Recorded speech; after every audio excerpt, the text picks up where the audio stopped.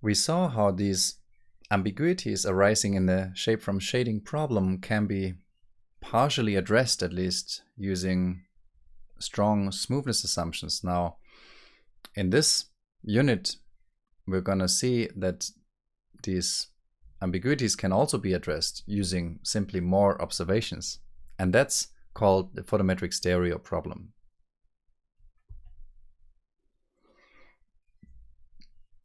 Instead of using more smoothness constraints, what we do here is to assume that we have more observations per pixel.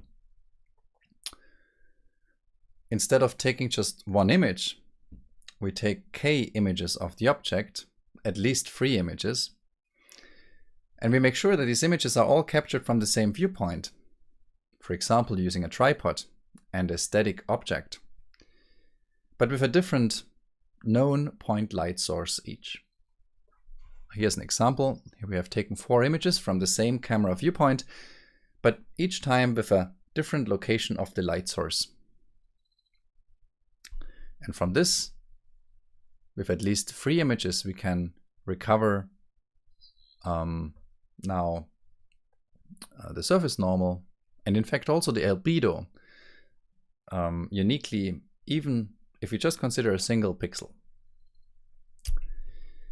So what we do is now we can do a per pixel estimation. We don't even need smoothness constraints. Of course, we can add smoothness constraints, which will help in the case of noise or if we have just few observations. But we can, at least in principle, do a per pixel estimate of the normal and the albedo or the material parameters. If we just have a Lambertian material, a diffuse material, as we're going to consider in this very basic setting here, then the number of parameters that we need to determine is 3. We have 2 degrees of freedom for the surface normal, we have 1 degree of freedom for the albedo, and in order to determine 3 parameters, we of course need 3 observations. So we need 3 observations per pixel, that means 3 images. Here, what you can see here is an example with non-Lambertian reflectance. If you have more complex material properties, then you might need more observations to estimate the parameters of these more complex bidirectional distribution function models. What we're also going to assume is that the camera and the light source, as in the shape from shading setting, is infinitely far away. We're going to do this for convenience to consider the simplest form of this algorithm using the same rationale as before, but there is extensions of this technique to the case where the camera or the light source or even both are close with respect to the scene or relative to the scene. Here's an example of what such a setting could look like. This is a professional light stage. As you can see, there's a subject inside that's illuminated at very high frequency from different light sources in order for the object to keep static for the entire time span where this recording takes place. So this is a typical setting, a typical light stage where such recordings happen. Now, by taking k images, what do we get? If we take just a single image, and now we're going to consider a single pixel. If we take a single image, then we obtain for a particular light source direction, this is for image 1, the location of the light source in PQ gradient space. So it's PS and QS here. Which gives us these isobrightness contours as conic sections. Now let's assume that at that particular pixel that we consider, so this is the reflectance map here that we see, the iso contours of the reflectance map. Let's assume that for that particular pixel XY that we consider, the image intensity or the reflectance that has been recorded at that pixel is 0.5.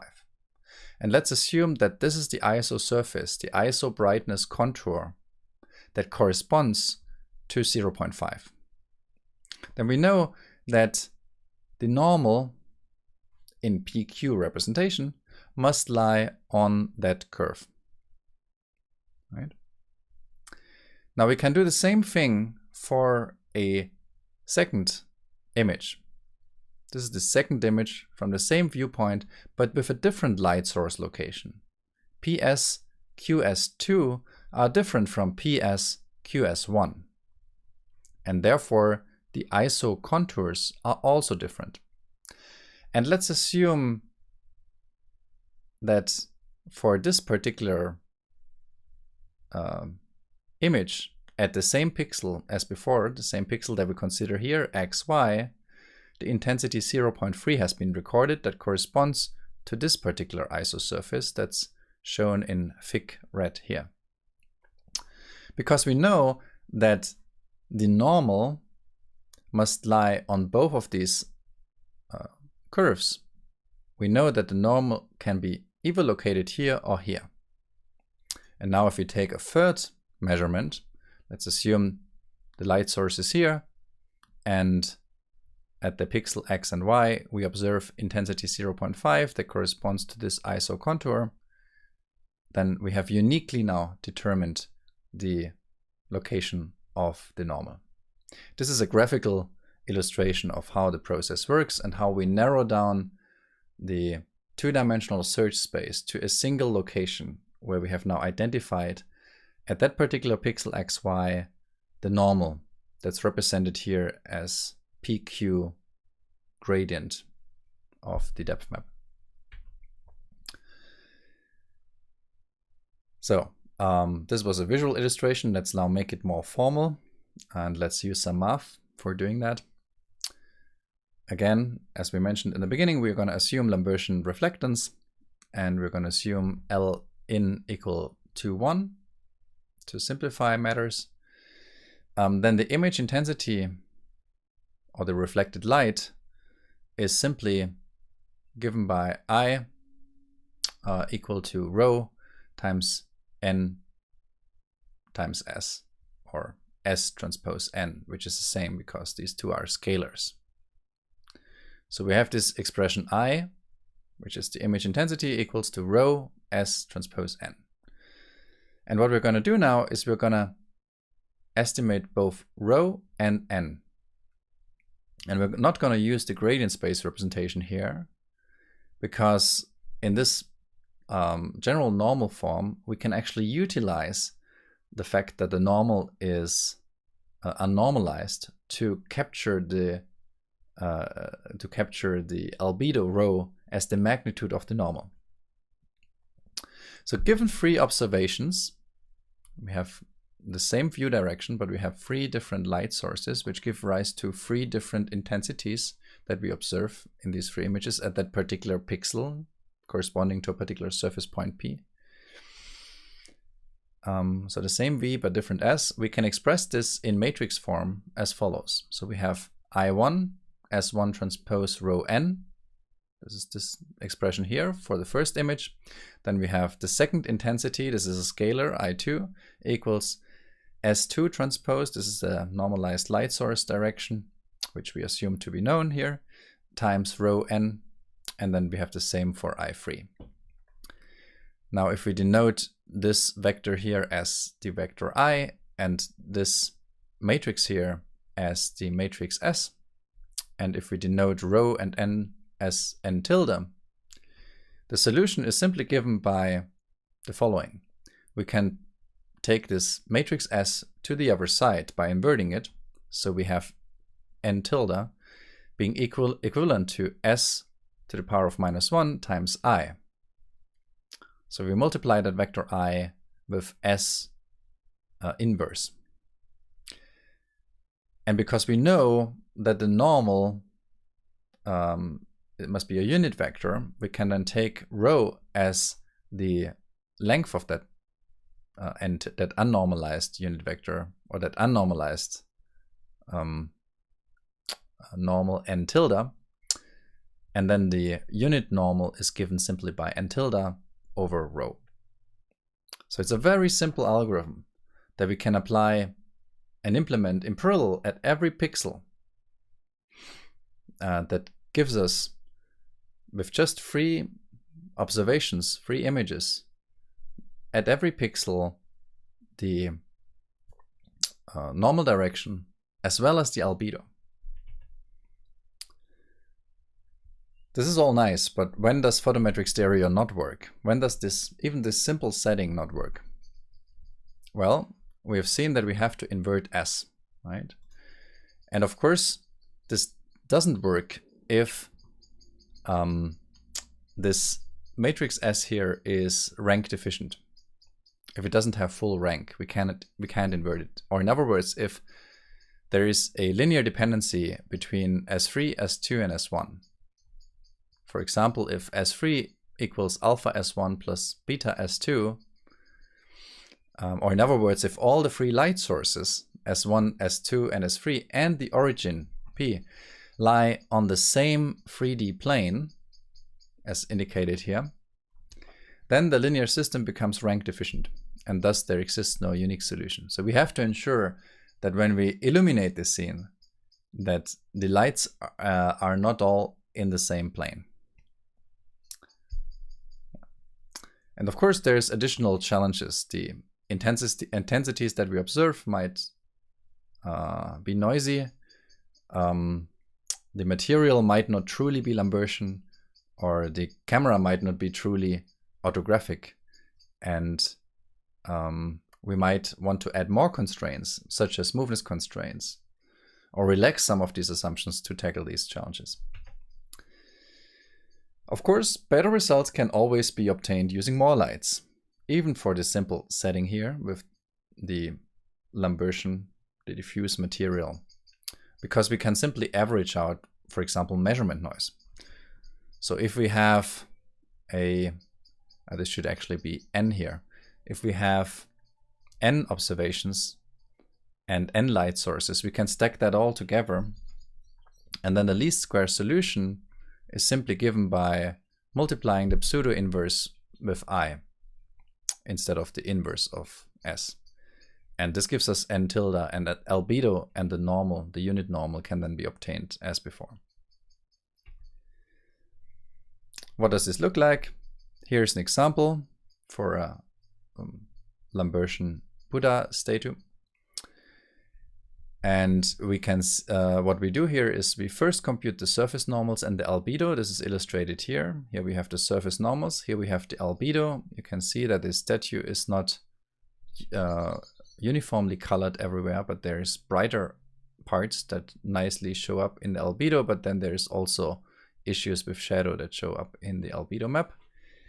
And then we take this normal map and we can integrate it using, for example, the variational formulation that I've shown in the previous unit in order to obtain depth map. And so now we can take this and relight, for example, the scene. So here you can see in this example that we have chosen a uniform albedo and a new light position to relight the scene and to render a new image of that scene, of that same object. Here are two other examples. What we can see here are the three input images. We see the normal map that has been estimated. And you can see, for example, how accurately the normal orientation of the nose has been estimated in this case here. And we can also see the non-uniform albedo map that has been estimated.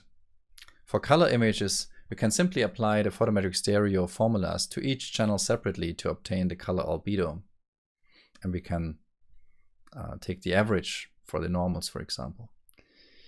But we can also see that if we deviate from the Lambertian assumptions, as in the case of this object here at the bottom, that is a little bit specular, for example, here and here, we see that the method doesn't work so well anymore. So we have to tackle these problems using a model that actually models non-diffuse objects. Otherwise, we'll bake in some of these artifacts into the albedo map as illustrated here on the right.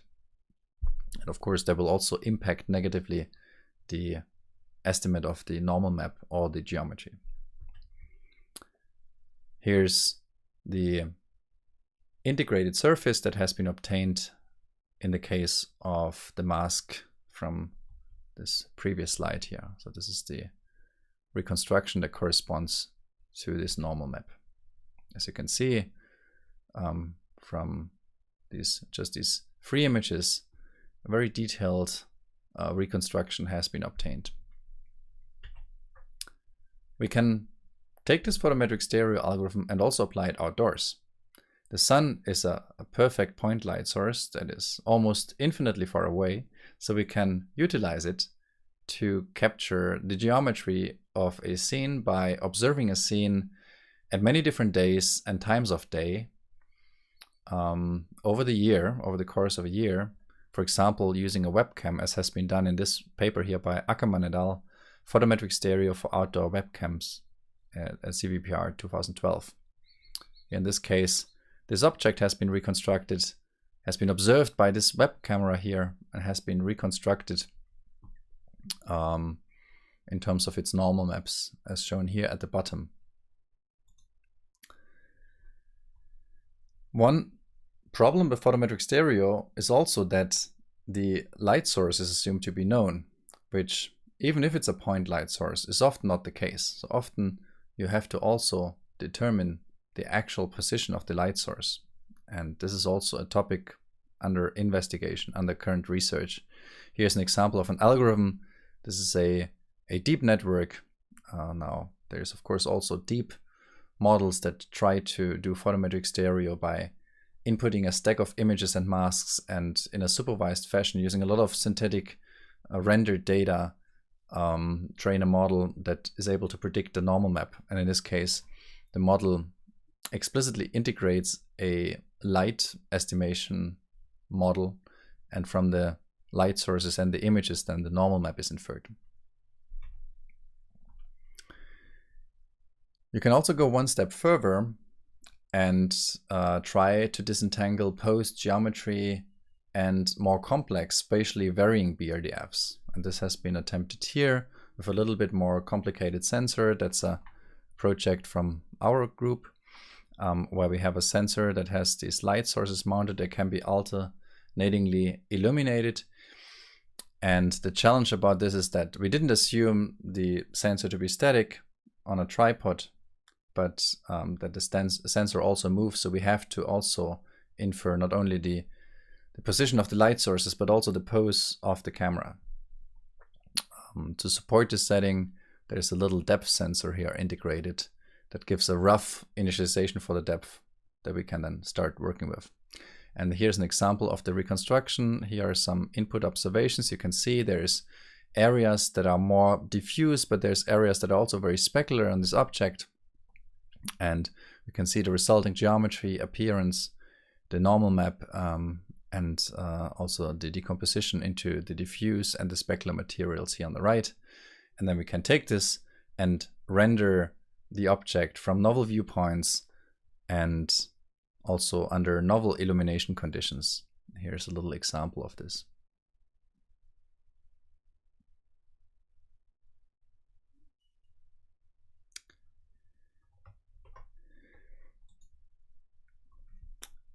And here's another example where photometric stereo, which is classically a 2D problem, we're trying to infer a normal map, and from the normal map a depth map, is integrated with multi-view approaches. So it's called volumetric multi-view photometric stereo. And you can see for these model scenes here, how accurate in some parts the reconstruction is that has been obtained using these shading cues. Using these shading cues, we can obtain much more fine-grained detail than using, for example, correlation, because we would need very high image resolution to correlate at that level of accuracy. But the shading directly gives us all the little geometrical details at every pixel. So you can see all the details here at the roof, for example. But you can also see that in areas where there have been less observations, interpolation happens, and we don't know much about the surface. Current research topics include perspective photometric stereo, which is the case where the camera is not assumed to be orthographic. Uncalibrated photometric stereo, where we assume the light sources not to be known.